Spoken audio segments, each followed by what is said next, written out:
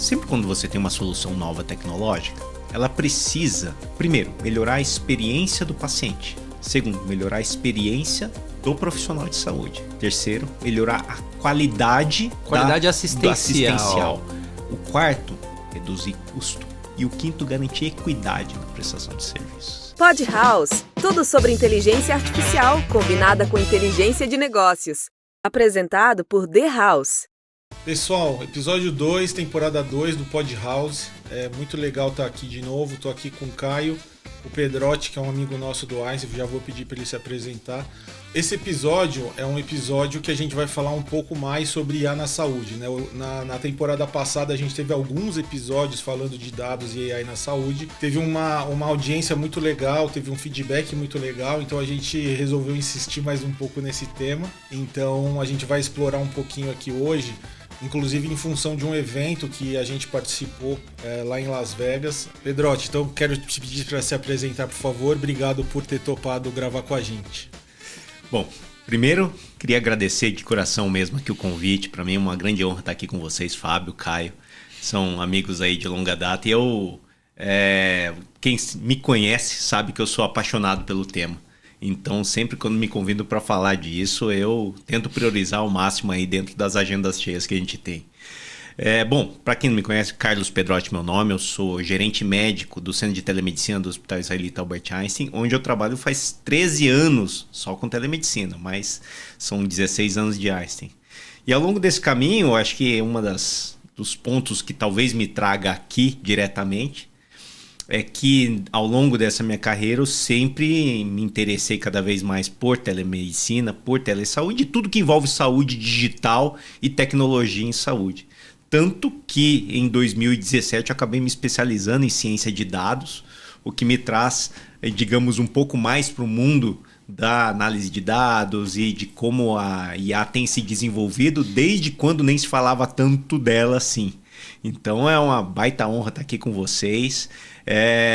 Junto com isso eu trago aqui no background também a Saúde Digital Brasil, que é uma entidade que representa o setor de saúde digital no país, que hoje eu presido o Conselho de Administração, uma entidade que hoje tem aí 29 membros e representa aí uma parcela muito significativa do ecossistema de saúde digital no país. Então a todos que estão vendo aí é uma grande honra poder estar aqui também. Bom, a gente tem que errar muito para esse papo não ser bom, né? Depois da apresentação do Pedrotti, né? Então, Pedrotti, já que a gente se reencontrou em Las Vegas durante o RIMS, vamos começar por aí. Eu não ouvi uma frase no RIMS, seja nos corredores ou nas palestras, que não falasse inteligência artificial. Então, o que para você ressoou como mais relevante no tema de inteligência artificial? Olha, Caio, o RIMS, né, para quem não conhece, que é a maior conferência de informática em saúde, dados em saúde e tecnologia em saúde do mundo, que reúne aí anualmente 35, 40 mil pessoas e mais de 1.000 expositores em uma sequência de ciclo de palestras e de eventos e de relações entre todo mundo que está ali expondo, ele normalmente dita o futuro do mercado, como que o mercado está evoluindo nessa área de tecnologia em saúde. E me chamou muito a atenção que você comentou e que foi replicado pelo presidente da RIMS na cerimônia de abertura, falando que desafiava os participantes a encontrar 10 stands que não tivessem AI no título do stand. Então, isso tem um ponto bom e um ponto ruim. O ponto bom é que demonstra claramente que a IA está presente no mercado de saúde como nunca. Isso é inegável e o mercado de tecnologia em saúde está entendendo a importância da AI para a eficiência, a entrega, a qualidade e a sustentabilidade do mercado de saúde como um todo. Isso é fato e é indiscutível hoje. O outro ponto é que você olha, são milhares de pessoas e centenas e mais do que 1.000 stands ali expondo. Se você tem tanta gente vendendo a mesma coisa, significa que esse mercado ainda não está consolidado da maneira adequada, está imaturo. Você começa a perceber que existe muita promessa e as entregas ainda estão abaixo da expectativa. Você começa a entender que essas promessas e muita gente pequena tentando entrar no mercado, ainda sem entregas consolidadas, muitas empresas ainda com soluções que são inovadoras, porém com aplicações ainda limitadas e que dependem de uma infraestrutura de dados mais adequada e que podem ainda necessitar de validação técnica que ainda está bastante incipiente. Então, quando se fala em saúde, a validação técnica ela é extremamente relevante, porque a gente está falando de vidas. Então, essas duas faces da moeda ficaram evidentes aí nesse evento, pelo menos pela minha impressão, Caio. Acho que ponto fundamental que você tocou como eu vejo, né? A adoção de inteligência artificial no setor, né? Uhum. Você tem uma barra de expectativa que é altíssima sobre como a IA vai avançar dentro do setor de saúde e tornar ele mais equitativo, acessível e seguro. Existe o hype de AI, que é uma bolha que está se formando, ou seja, todo mundo fala sobre AI, e tem a prática que está abaixo da expectativa e do hype, né? Queria explorar um pouco esse pedaço com você, que é a prática de AI na saúde, né? E você, como um gestor médico que entende de tecnologia e traduz tecnologia a serviço do cuidado, como que tem sido para você o uso prático de AI? Olha, eu acho que um ponto fundamental, particularmente para quem está nos ouvindo e ainda não entende os detalhes técnicos de AI em saúde, é importante separar o que é AI especificamente nesse contexto. Porque a AI em saúde tem sido aplicada há mais de uma década, pelo menos, quando se fala nos modelos das redes neurais, que são modelos que antecederam os famosos modelos grandes de linguagem, que é o ChatGPT, Gemini, Grok, essas coisas que a gente tem agora. Então é importante separar essas duas, porque o que vem sendo desenvolvido com redes neurais, isso tem uma adoção já muito, muito extensa e madura, principalmente na radiologia, que é os exames de imagem, ressonância, tomografia. E hoje, basicamente, os grandes centros adotam isso de forma já maciça. E você tem aí pelo menos uma década de adoção de modelos que vão desde modelo de priorização. O que significa? Imagina você tem centenas de exames para laudar. O sistema ele pode identificar imagens que são mais propensas a ter alguma alteração mais grave e colocar em prioridade para que você consiga dar um resultado mais rápido para aqueles que têm maior risco de ter alguma anormalidade no resultado do exame. Isso já ocorre de uma forma bastante aberta, não é todo mundo ainda, mas é algo que já está muito mais maduro no mercado. Agora, quando você fala de LLM mesmo, que são um modelo mais novo, nasceu aí ficou muito mais evidente para o público leigo a partir de 2021 com o ChatGPT e tudo mais, você já começa a ver que está mais imaturo.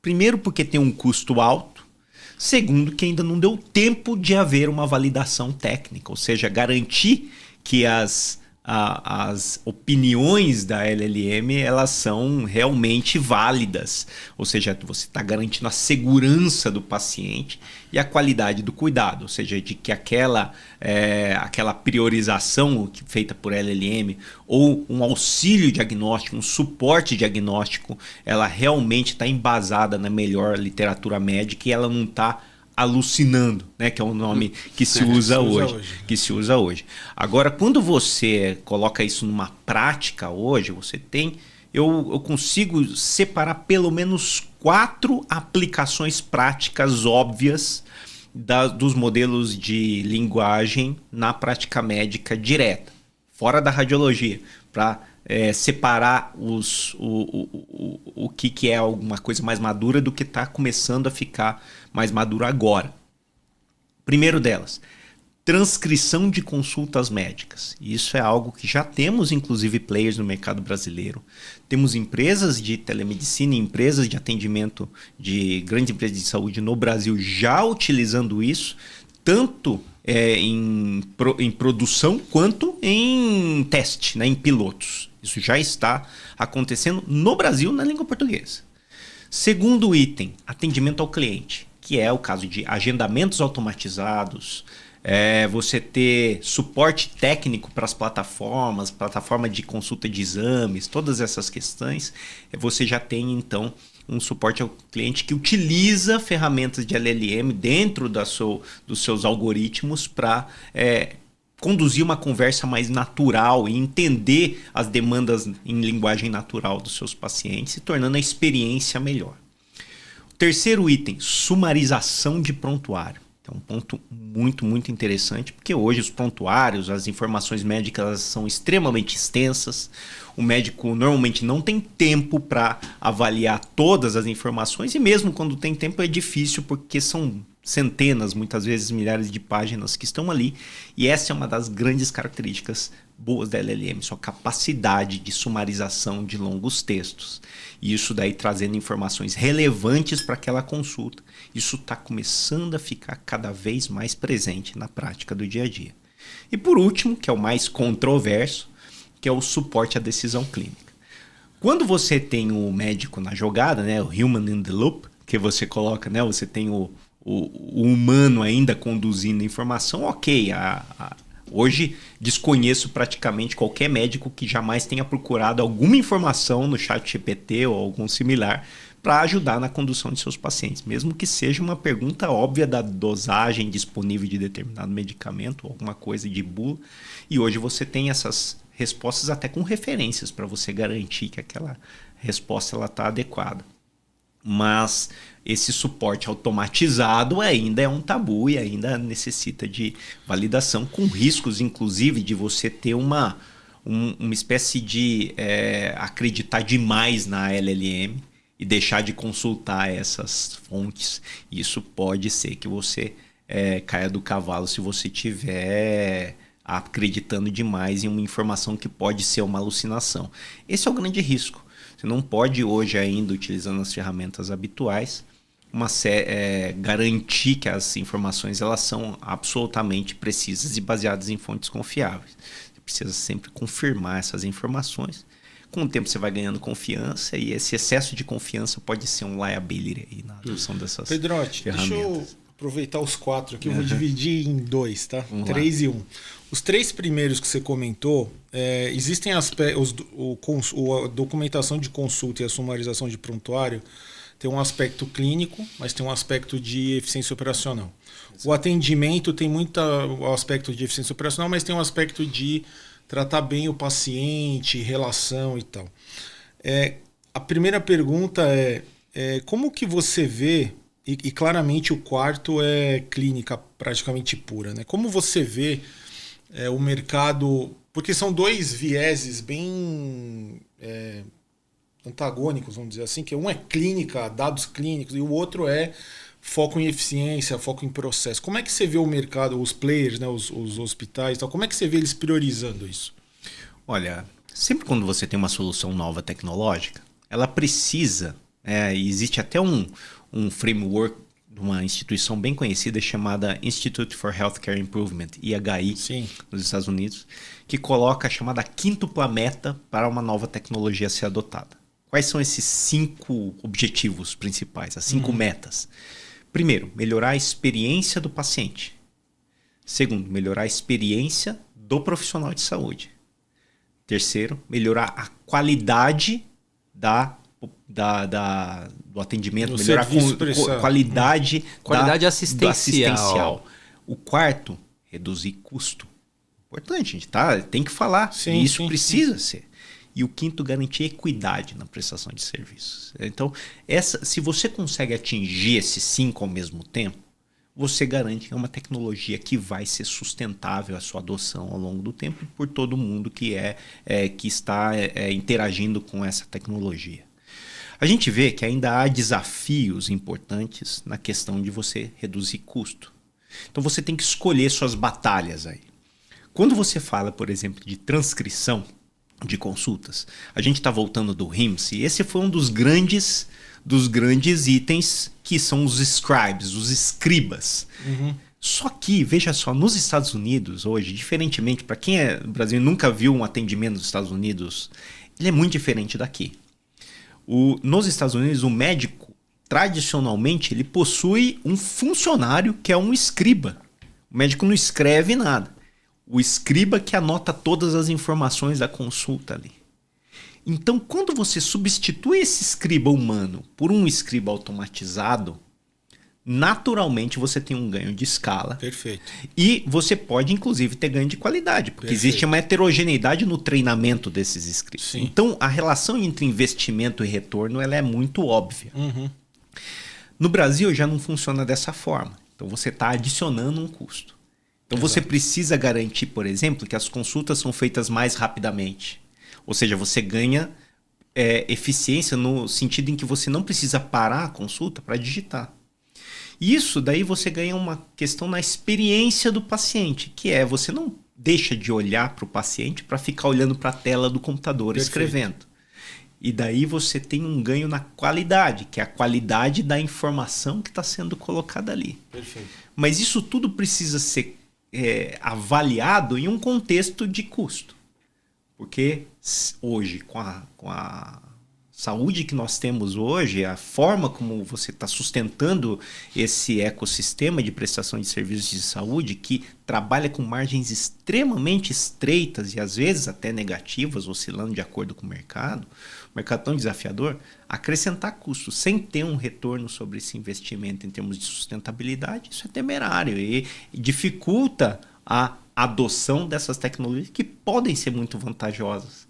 Então, o escriba nos Estados Unidos está sendo uma adoção maciça e universal muito grande, porque está sendo aqui. Aqui, um pouco mais lento, mas já presente em alguns modelos. Mesma coisa para o atendimento ao cliente. Você substitui call center, né? Uhum. Então você substitui, ganha eficiência, resolve várias coisas ali, porque você tem menos liability. Você não está fazendo não é uma prestação de serviço de saúde. Sim. Você está facilitando um agendamento. Você pode até ganhar mais quando é um prestador de serviço. Você pode garantir que suas agendas estejam mais bem ocupadas, que você tenha menos no-show. Ou seja, você consegue adotar isso e daí você tem um retorno sobre esse investimento. Então tudo você tem que garantir a sustentabilidade. Eu acho que esse é um dos grandes desafios, Fábio. Tá bom. E aí, Pedrotti, o outro ponto que eu deixei para a segunda pergunta é o tema do suporte à decisão clínica.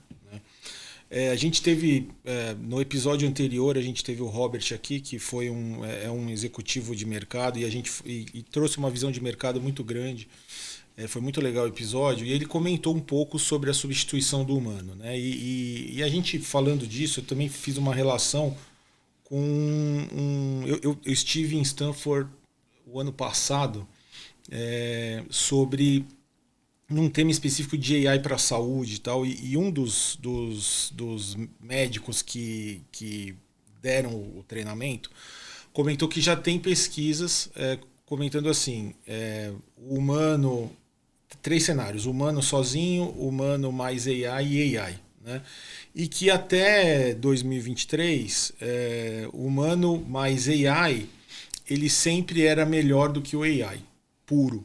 Só que, para decisão clínica. Só que no último ano, 2024, que foi quando eu estive lá, já tinha cerca de 35% dos casos de decisão que o AI sozinho superava o humano mais o AI combinados. Né? E a gente sabe que é um tema para a saúde em especial, um tema bem assim, crítico, né? Porque você está substituindo um médico. Né? E então, queria saber qual que é a sua visão disso, o que os médicos estão falando sobre isso. Eu não vejo isso acontecendo no curto prazo, mas enfim, eu queria mais um pouquinho da sua visão médica aí desse tema. Olha, eu acho que a forma como está sendo avaliado esse processo, ainda está em umas etapas muito incipientes do modelo de avaliação mesmo da acurácia diagnóstica de modelos automatizados, tá? A gente precisa ter muito em mente qual que é o processo de atendimento médico.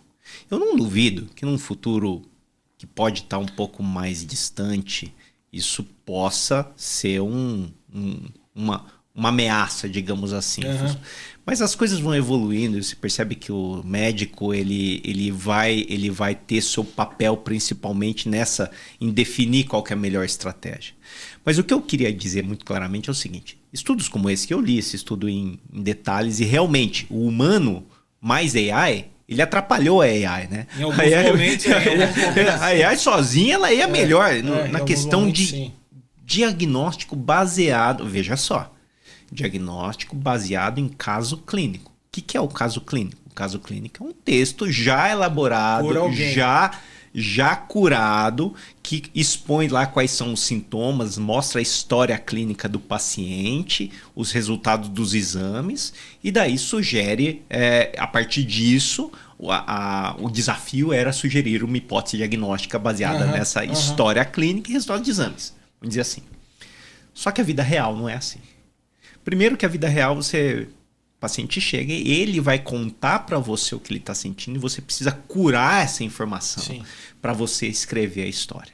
Então esse já é um passo muito diferente. E outra, junto você precisa entender se essas informações, o que elas significam. Vou dar um exemplo muito clássico, assim, que é na avaliação de dor torácica. Eu sou cardiologista de formação, então vou dizer.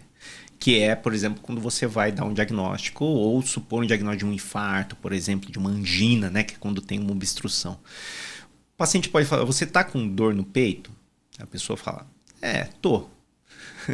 Daí o outro fala: você tá com dor no peito? É bem aqui. Ou seja, a forma como de comunicar é a forma como você pode entender. E às vezes o paciente pode também, você tem falta de ar? Né? Eu tenho. Você percebe que não tem. Né? Você percebe, sabe, são dados mais nuances da forma como a informação é trazida.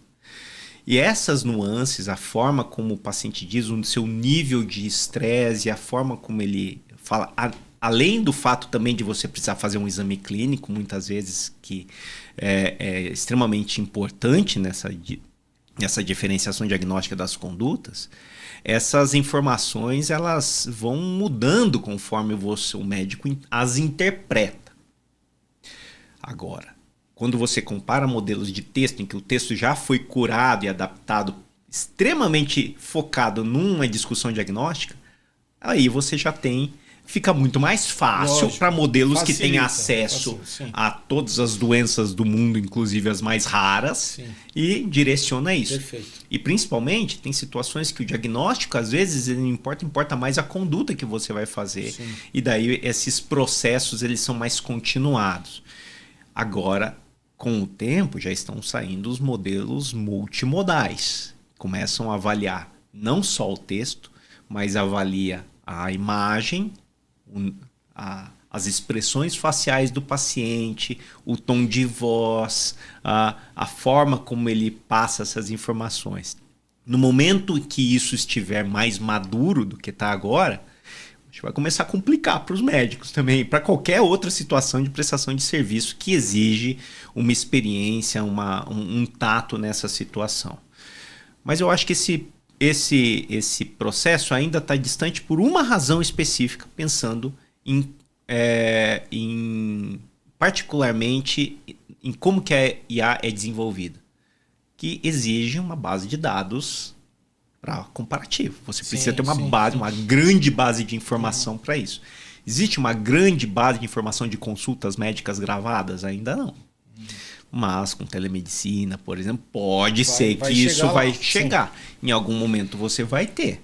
Mas eu acho que a gente está tão distante desse processo e precisaria de uma quantidade de informação tão mais maciça. E tem toda a questão de acesso a essa informação, a questão de quem que é o dono dessa informação, que eu acho que esse momento pode estar ainda um pouco distante. A gente ainda está falando de talvez uma década aí, pelo menos. Perfeito. Ô Pedrotti, agora eu queria explorar um pouco o hoje. Então, você como gestor de uma unidade de telemedicina, que é por si uma tecnologia de promoção de acesso, ainda mais num país como o nosso, de dimensões continentais e especificidades geográficas talvez incompreensíveis, como é que você hoje tem utilizado dados para levar para mais pessoas cuidado, qualidade, segurança, acesso na telemedicina? Acho que esse é um ponto interessante, né? Quando a gente está falando de IA, é difícil... Eu quero, pra gente fugir do hype. Então, né? exato. Como é que você está fazendo hoje que já traz resultados fantásticos? Quando a gente às vezes fala muito de IA, a gente esquece que a IA ela só funciona bem se você tiver dados que são bons. Você tem aquela famosa frase, né? Garbage in, garbage out. Se você coloca dado ruim para ir analisar, ela vai dar resultados ruins. Perfeito. Eu não conhecia com garbage, eu conhecia com uma outra expressão, mas ótimo. Mais chula. Mas o importante é que existe uma necessidade para que você consiga aplicar IA e para você conseguir entrar no hype, digamos assim, você precisa voltar um pouco, precisar colocar seus pés no chão e entender que a sua camada de dados ela precisa estar bem organizada. Isso os dados precisam ter qualidade e você precisa conseguir consultar esses dados e integrar esses dados de uma forma que esteja em acordo à jornada do paciente. Hoje, muitas vezes, você tem uma fragmentação. O dado de cada etapa de contato do paciente do sistema de saúde está em uma base de dados diferente, nenhuma delas se comunica adequadamente. Você não tem um cadastro central do paciente de informações. Isso aí dificulta muito você fazer os cruzamentos adequados para que você consiga dar um cuidado desse paciente. Esse é um dos grandes desafios hoje que nós vemos num país como o Brasil, que nós temos aí centenas, quiçá milhares de sistemas de registro diferentes de informações médicas dos pacientes. Informações em saúde, em geral. Desde as informações governamentais, que por si já estão fragmentadas, até as informações dos sistemas privados em saúde que prestam ou não serviços para o SUS. Por exemplo, todas as Santa Casas são entes privados. Cada uma usa o prontuário eletrônico que achou melhor usar lá, quando não é em papel, que nós temos aí mais da metade das unidades de saúde no país ainda com formulários ainda em papel, como parte pelo menos da sequência, ou seja, você não está totalmente paperless nem perto disso. Então, um dos grandes desafios é realmente você unificar esses dados. O nosso serviço, a gente, como telesaúde, eu acho que ela já nasce digital. Não faz nenhum sentido você pensar em telesaúde com alguma etapa escrita na mão, exceto contingências. Tá? Mas daí você tem uma chance única de você ter na sua mão todos os dados das consultas, de tudo que está acontecendo com o paciente naquela situação de forma integrada. Então a gente tenta aproveitar isso da melhor forma possível, Caio. O que a gente faz com o dado? A gente utiliza, por exemplo, algoritmos que são até relativamente simples de saber se os médicos estão seguindo os protocolos. Se, por exemplo, a gente tem um protocolo de atendimento de dor de garganta, que o antibiótico tem que ser dado só nessa circunstância e se for indicado tem que ser, a primeira opção é A, a segunda opção é B, a terceira opção é C. Eu tenho que garantir que os médicos estão seguindo esses protocolos. E hoje você tem ferramentas para isso que podem ou não utilizar LLM em alguns cenários. Não é sempre que você usa. Tem que partir dos métodos mais simples. Às vezes apenas uma correlação entre o código do medicamento e o CID é suficiente. Você não precisa utilizar LLM para tudo. Uma outra coisa é você, por exemplo, conseguir saber se você precisa do número certo de médicos em determinado horário do dia para atender a demanda daquele dia. Como que você faz isso? Você tem que estimar, prever a demanda antecipadamente para você colocar o número de médicos adequado. Você tem que saber se a demanda está subindo, se está caindo, se tem alguma doença nova, se veio dengue, se não veio. Essas coisas todas você tem que colocar num modelo para conseguir prever a demanda que está acontecendo para você fazer o seu staffing adequado. Não só de médicos, mas de enfermeiros, back-office e tudo mais. Suporte técnico. Tudo vem junto. Não é só a quantidade de médicos. Então esses são 2 exemplos do que hoje é absolutamente possível de ser feito utilizando ferramentas relativamente simples, em que a única exigência é você ter o dado na mão. Uma vez que você tem o dado, se você tem a equipe adequada, o suporte adequado para usar esse dado de uma forma racional, que guie o gerenciamento desse serviço, ou seja, o famoso gerenciamento baseado em dados, é isso que a gente tenta fazer. Você vê se a qualidade, a satisfação de cada médico ela está atingindo os níveis adequados. Se não tiver, você dá um feedback para o médico e fala assim, olha, você tem que melhorar isso, melhorar aquilo. E assim por diante, para você garantir uma excelência na prestação de serviço. Me chamou muito a atenção isso que você falou, porque claramente é o uso de dados aplicado à luz da quíntupla meta. Exatamente. E de uma forma que a princípio parece simples, mas ela tem um valor muito significativo. Né?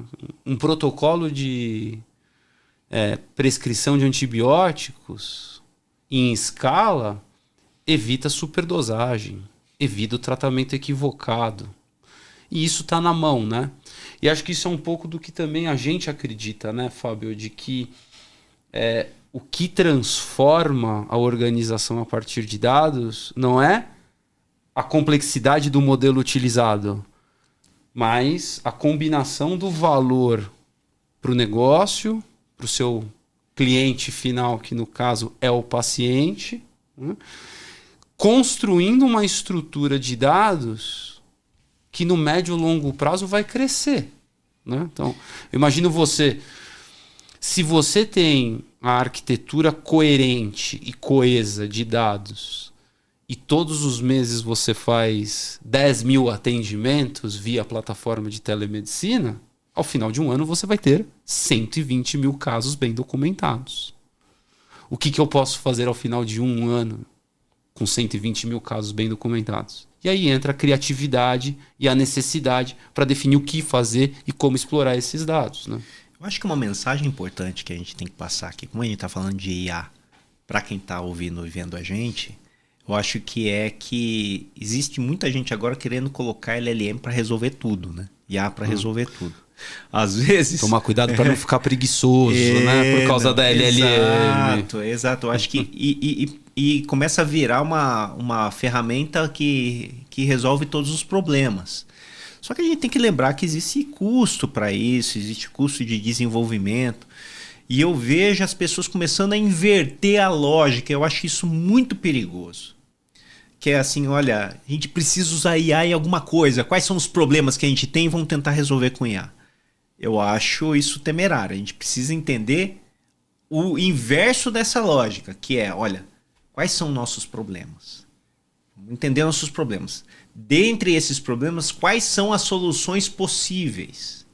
Às vezes a solução é uma arvorezinha de decisão. Às vezes a solução é você utilizar um algoritmo de avaliação de linguagem mais modesto, que avalia só palavras-chave, como regex, quem for técnico entender. Às vezes você usa isso e vai muito bem, resolve o problema. Enquanto que isso, de forma muito mais eficaz, mais rápida, barata, processamento local, sem mandar dados. Isso porque a gente nem comentou aqui sobre cibersegurança, né? Que é uma outra coisa que eu acho que se for falar, a gente vai vale um episódio, né? Exato, falar sobre isso. Né? Porque tem muita questão de cibersegurança em AI. E no RIMS, em saúde, tinha um pavilhão inteiro só falando de cibersegurança. Ô Pedrotti, deixa eu mudar um pouco o rumo aqui, porque eu queria aproveitar os 13 anos de experiência em telemedicina. Porque a gente, do nosso lado aqui, na AI, o boom real de mercado que teve foi a partir de novembro de 22, quando veio o ChatGPT, que explodiu, aí vieram todas as outras coisas, competição e tudo mais. E a gente viu que, até então, a gente tinha não sei se é um preconceito das pessoas, porque achavam que era muito técnico e tal, mas que continua, né? Que não é, as pessoas usam o ChatGPT, usam outros, né? O Llama, o que for, para ali no dia a dia, mas quando a gente vai falar de organizações, né? Sempre tem, não, vou começar a adotar AI, vou começar a adotar dados para resolver algum problema de negócio, alguma coisa que eu tenho que fazer. Sempre tem aquilo, putz, é difícil, não sei se eu quero essa tecnologia e tal. E eu imagino que na telemedicina você viveu isso e talvez até viva isso, né? Então eu queria saber um pouquinho de jornada de adoção. Como que você vê a jornada, como que você viu nesses 13 anos a jornada de adoção da telemedicina pelo paciente? Quais foram os principais barreiras? Porque eu acho que às vezes se a gente fizer uma analogia aqui do lado de AI, pode ter coisa comum. Olha, é bem interessante. Que é a adoção de tecnologia. No final é a adoção de tecnologia, né? Isso é muito interessante ser colocado como uma analogia, porque a gente está fazendo, tá também vivendo isso agora com a AI, né? Tentando entender para onde aquilo vai. Uhum. Na telemedicina tivemos esse caminho também, mas ele foi um pouco diferente o modelo de alavanca, tá? Então a gente, por exemplo, no Einstein começou em 2012, enquanto ainda tinha aqueles Polycom Cisco, sabe? De fazer videoconferência ponto a ponto. Uma coisa assim que hoje ninguém se fala mais, porque você tem os protocolos para fazer pelo navegador normal, através da internet. Em 2014 a gente começou já a avançar um pouquinho mais para esses novos modelos e em 2016 a gente já estava atendendo diretamente o paciente em alguns cenários piloto, bem antes da pandemia. Mas quando a pandemia veio e você teve então uma ordem até governamental, sim, de isolamento social, você precisava adotar, porque ou era isso ou não era nada. Ou era a distância ou não era. Então, assim, esse modelo eu acho que não aconteceu especificamente com o AI. Uhum. Espero que não aconteça, porque foi uma Sim. situação que fez com que os investimentos, para o desenvolvimento de tecnologias aí, eles dessem uma explodida, mas de uma forma desorganizada. Uhum. Então todo mundo começou a colocar soluções de todas as ordens para isso. E você teve esse pico que durou, né, de adoção de telemedicina maciço, que foi de março de 2020 até mais ou menos meados de 2022. E daí você começou a ter uma acomodação. As pessoas voltaram para suas atividades Sim. normais. E daí você começou a ter uma acomodação, principalmente em alguns cenários. Que é o caso, por exemplo, das consultas para situações agudas, não urgentes, né? O pronto atendimento Sim. virtual. Pessoas passaram, não só porque acabou a pandemia, como também passaram a voltar às suas vidas normais. Sim. O segundo ponto é que daí você começa a ter um aumento do portfólio. Teve gente que começou a oferecer tudo de tudo por telemedicina e viu que algumas coisas não faziam muito sentido. E as pessoas preferiam fazer presencial. Então você tem que tomar cuidado para não digitalizar o serviço. Eu coloco isso como uma questão muito, muito importante, que é você separar o que é você desenvolver um produto de saúde digital do que você digitalizar um serviço físico. Porque quando você digitaliza o serviço físico, você basicamente copia aquela jornada que é feito fisicamente para um modelo digital. Em vez de fazer físico, faz com videoconferência. Sim, o resto é tudo igual, jornada. Desenvolver um produto de saúde digital é diferente. Você começa do zero e fala assim, temos essas tecnologias na mesa, o que a gente vai fazer? Então a gente está nessa transição. A gente digitalizou o processo no começo. E agora a gente está transicionando. Quando a gente transiciona, a gente utiliza ferramentas digitais para melhorar o relacionamento com o paciente, tornar a jornada dele mais eficiente. Toda a jornada de prescrição, documentação eletrônica digital, isso está mudando. Mas ainda depende de alguns aspectos regulatórios. É isso que a gente tenta trabalhar. Porque você tem que, por exemplo, você tem novos modelos, mas que precisam de novos modelos de pagamento também para isso. Então é uma transição não só cultural, como regulatória. E na questão cultural tem um processo muito relevante, que é a usabilidade. Até então a pessoa batia a cabeça para tentar fazer do jeito que fosse ali a consulta, porque era o único jeito. Agora, quando você tem o físico voltando tudo ao normal, às vezes ela prefere porque é muito difícil fazer do outro jeito. Dá problema, dá interferência, dá problemas técnicos, enfim. Então, a usabilidade, a fluidez, a tranquilidade com que a pessoa usa um sistema de telemedicina hoje é fundamental para a adoção. Tem que ser algo fluido, algo tranquilo, algo que ela usa sem necessidade de um treinamento. Eu costumo brincar quando a gente fala de sistema de teleconferência, né, que não adianta você querer ensinar as pessoas, fazer um tutorial. Você baixou o Spotify, Netflix na sua televisão, no Spotify, você leu o manual para saber como é que usava? Não. Tem que ser algo absolutamente natural. Você baixa e usa. Sim. Então, essa necessidade tem que ser tanto do lado do paciente quanto do lado do médico também. Sim. Tem que ser algo natural, algo que não precise ficar tendo treinamentos ou passar por suporte técnico, coisa assim, para você garantir a adoção mais maciça. Legal.